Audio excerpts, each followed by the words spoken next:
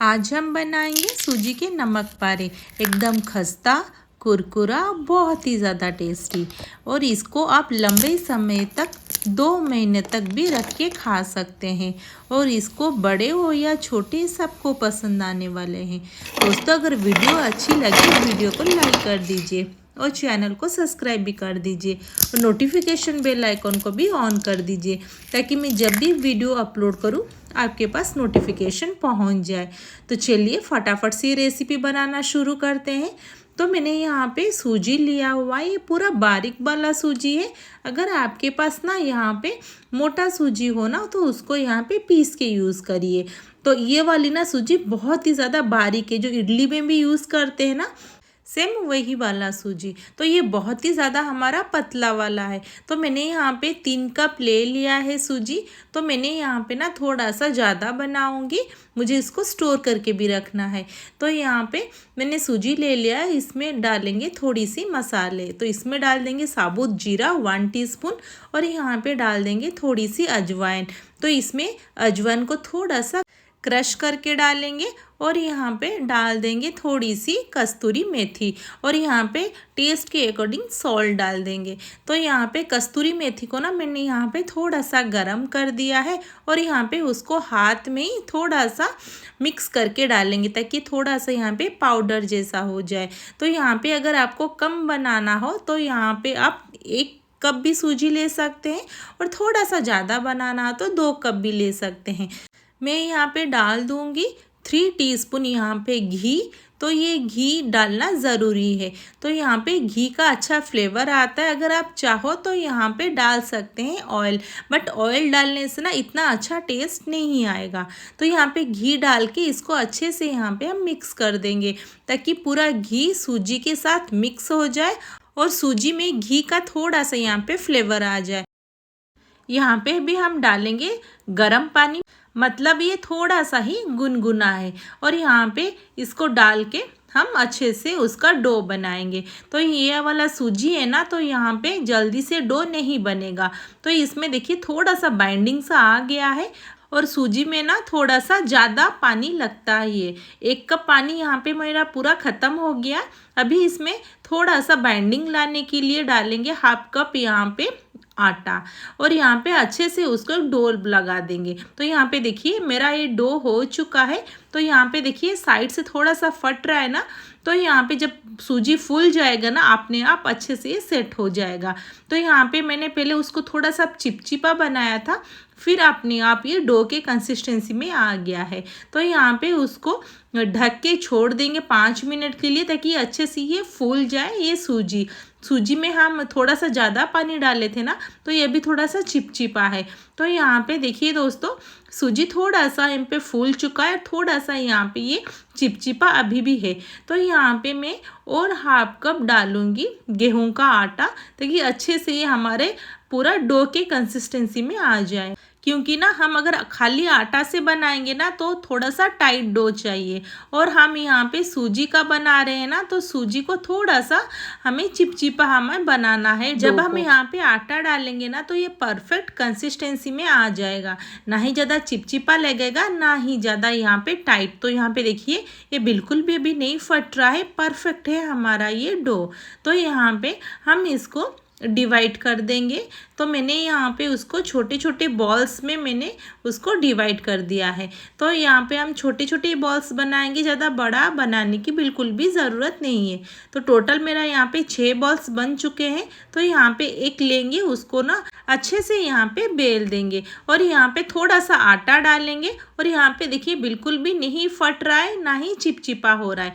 तो यहाँ पे उसको पूरा पतला सा बेलना है, बिल्कुल भी मोटा नहीं रखना है, जितना पतला बेल सके उतना ही। तो मैंने इतना ही पतला बेला हुआ है और यहाँ पे डाल देंगे थोड़ी सी यहाँ पे घी को मैंने मेल्ट करके डाला हुआ है और यहाँ पे इसके ऊपर डाल देंगे थोड़ी सी आटा। घी डालेंगे उसके बाद आटा डाल देंगे, तो इसको हम बोलते हैं साडा। तो यहाँ पे आप चाहे तो पहले घी के साथ पहले आप आटा को मिक्स करके भी वैसे पेस्ट बना के भी लगा सकते हैं। तो मैंने यहाँ पे अच्छे से इसको मिक्स कर दिया है। तो यहाँ पे साइड से पहले एक फोल्ड करेंगे, इसके बाद यहाँ पे सेकंड फोल्ड कर देंगे। तो लास्ट में ना उसको ऊपर से फोल्ड करके अच्छे से यहाँ पे चिपका देंगे। तो यहाँ पे देखिए चिपक गया है। और यहाँ पे थोड़ी सी ना हम बेल के उसको थोड़ा सा बड़ा कर देंगे ताकि अच्छे से पूरा चिपक जाए। तो यहाँ पे हो गया है और मैंने यहाँ पे ना पिज़्ज़ा कटर के मदद से इसको कट कर दिया है। तो आप चाहे तो यहाँ पे नाइफ से भी कट कर सकते हो, बट इसमें से ना जल्दी जल्दी भी होता है और परफेक्टली कट भी हो जाता है। तो मैंने वैसे उसको कट कर दिया है और यहाँ पे मैं उसको दिखाती हूँ दोस्तों। साइड में देखिए कितना अच्छे से चिपक गया है। इसको हम ऑयल में डालेंगे ना, आप बहुत ही अच्छी तरीके से उसके पूरा लच्छा निकल जाएंगे।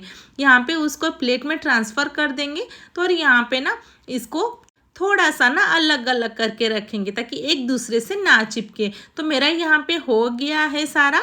तो मैंने यहाँ पे ऑयल चढ़ा दिया हुआ है। ऑयल यहाँ पे गरम हो चुका है अच्छी तरीके से और यहाँ पे लो फ्लेम कर देंगे और यहाँ पे इसको सारे डाल देंगे। तो यहाँ पे हम अभी लो फ्लेम में फ्राई करेंगे ताकि यहाँ पे ना सारे परत पूरा खुल जाए।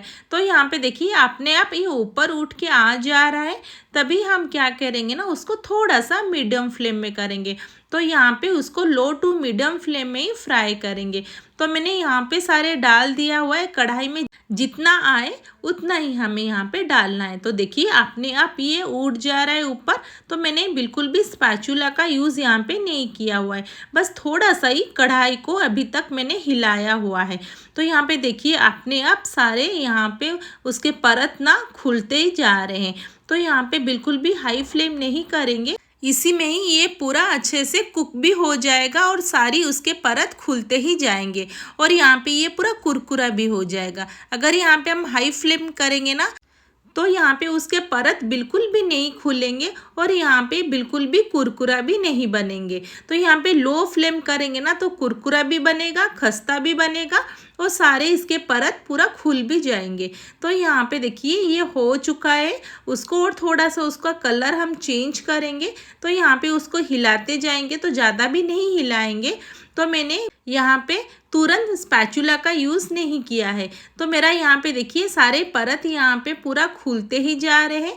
तो बहुत ही अच्छे से यहाँ पे खुल भी गए हैं। तो यहाँ पे अभी थोड़ा सा मीडियम फ्लेम करेंगे और यहाँ पे थोड़ा सा फ्राई करेंगे।